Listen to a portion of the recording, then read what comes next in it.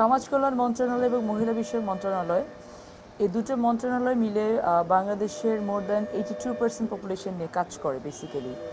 So তাদের জীবনমানের উন্নয়ন, তাদের সামাজিক সুরক্ষা নিশ্চিতকরণ থেকে শুরু করে সেফটি নেট যে নেটওয়ার্কিংয়ের কাজটা করে দুটো মন্ত্রণালয় মিলে, এটা আসলে হিউজ।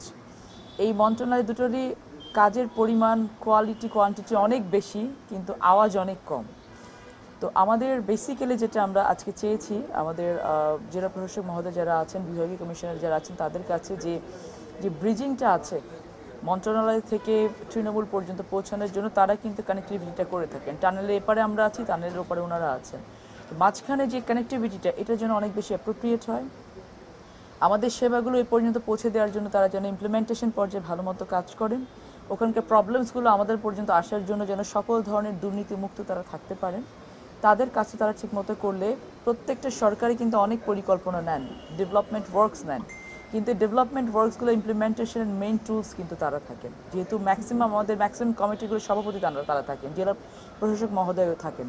তো ওনাদের দায়িত্বশীলতা, ওনাদের অ্যাক্টিভিটি সব কিছুর উপর ডিপেন্ড করে যে আমাদের পরিকল্পনাগুলো কতখানি কার্যকর হচ্ছে।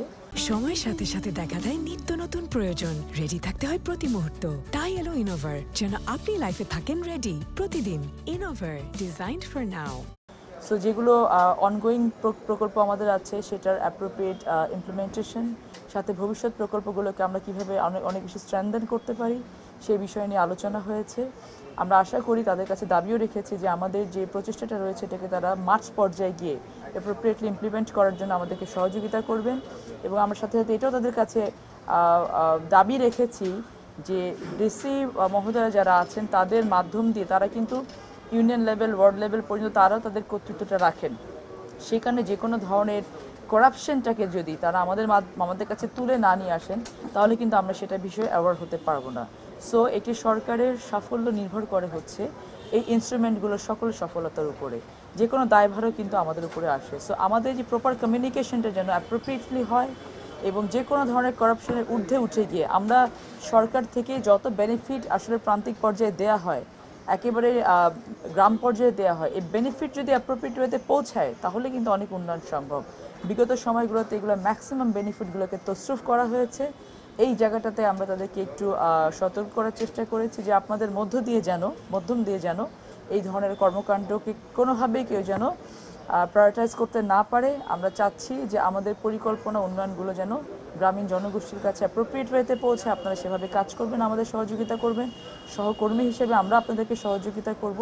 সকলের উদ্দেশ্য একটাই, দেশের উন্নয়ন, জনগণের উন্নয়ন। সেটা যদি আমরা অ্যাপ্রোপ্রিয়েটলি করতে পারি, আমাদের মনে হয় না যে খুব বেশি বেগ পেতে হবে আমাদেরকে। বাট যদি ওই প্রতিবন্ধকতা থাকে, ঘাটে ঘাটে প্রতিবন্ধকতাগুলো যেন তারা আমাদেরকে অবশ্যই ওভারকাম করার জন্য সহযোগিতা করে, সেই বিষয়ে আমরা তাদের কাছে সার্বিকভাবে দাবি রেখেছি।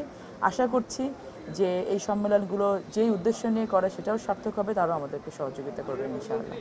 এই বিষয়ে ইতিমধ্যে আমাদের কমিটি গঠিত হয়েছে। যত ধরনের ভাতাভোগী লিস্ট ছিল, এই লিস্টগুলোকে আমরা রিভিজিট করার জন্য কমিটি গঠন করা হয়েছে, যেখানে বেনিফিশিয়ারি এন্ডে অ্যাপ্রোপ্রিয়েট বেনিফিশিয়ারির কাছে G2P পদ্ধতিতে, গভর্নমেন্ট টু পার্সন পদ্ধতিতে, আমাদের প্রক্সিমিং টেস্টের মাধ্যমে আমরা বেনিফিশিয়ারি সিলেক্ট করছি।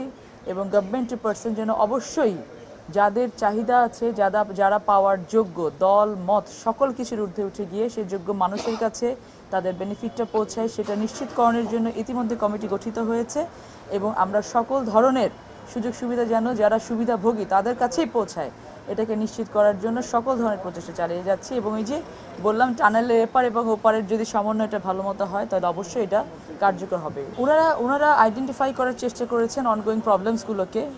আসলে সময় তো খুব অল্প থাকে, যতটুকু পেরেছেন তারা আমাদের কাছে তুলে ধরেছেন যে এই সেক্টরগুলোতে কাজ করা উচিত। আমরা সেটাকে রেসিপ্রোকেট করেছি। মন্ত্রিপরিষদ বিভাগ থেকে ইতিমধ্যে 30 দিনের ভেতরে এই যে সকল বেনিফিশিয়ারি আছে, তাদের যে লিস্টগুলোকে নতুন করে আবার রিভিজিট করে আমাদের কাছে প্রতিবেদন দেওয়ার জন্য 30 দিনের ভেতরে একটা সময় বেঁধে দেওয়া হয়েছে। সো আমাদের পরিকল্পনাগুলো বাস্তবায়নের জন্য আমরা সচেষ্ট রয়েছি। সকলে মিলে কাজ করলে আমার মনে হয় যেগুলো অ্যাড্রেস করতে খুব বেশি বেগ পেতে হবে না আমাদেরকে ইনশাআল্লাহ। বাড়ছে তো ফ্যামিলি কার্ডের মতো এত বড় একটা ফ্ল্যাগশিপ প্রোগ্রাম, যেটা এটা দেশে এবং বিদেশে সকলে এটা অনেক বেশি প্রেইজ করেছেন, অ্যাকসেপ্ট করেছেন, এবং এটা আমরা বিশ্বাস করতে শুরু করেছি। আসলে আমরা ইকোনমিকে যেভাবে চালাতে চাচ্ছি, এটা কিন্তু বড় বড় প্রকল্পতে ইনভেস্ট করার বাদ দিয়ে যদি আমরা গ্রামীণ জনগোষ্ঠীতে মানুষের উপর ইনভেস্ট করি, মানুষের জীবনমানের উপর ইনভেস্ট করি, তাহলে আসলে কিন্তু একটু একটু করে আমরা বাংলাদেশ এগিয়ে যেতে পারবো। সো অবশ্যই আমরা এটা হয় কি আসলে এই ইনভেস্টমেন্টগুলো একটি সাময়িক ইনভেস্টমেন্ট হয়।